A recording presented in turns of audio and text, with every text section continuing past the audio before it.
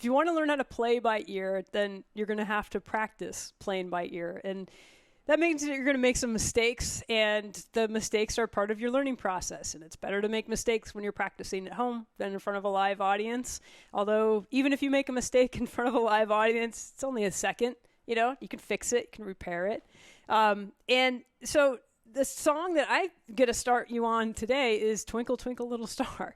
And I love these nursery rhyme songs. I think they're great to start on. That kind of stuff, happy birthday, anything that's, you know, just a simple little song that you can hum. And I'm going to first just play the melody.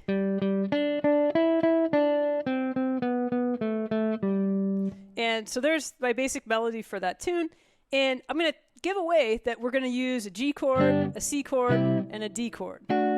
And what you're going to do is first you know kind of find that melody on the guitar. So there's our first note. And you're going to sing that melody while you're playing those three chords and just mix and match them until you find the ones that sound like they fit. So here's how I'm going to do this. I'm a terrible singer. Sorry about that. So I would just sing, you know, da da da da da da da. So let's play a chord. Let's try G.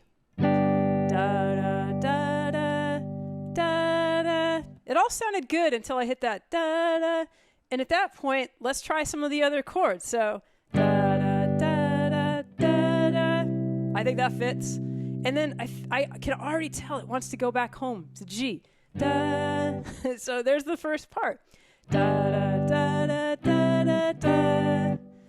And you're going to take it from there. So the chords you're going to use for now, G, C, and D, you don't have to do anything fancy. Just find the melody and then find those chords that match and then see if you can sing and play it. Once you got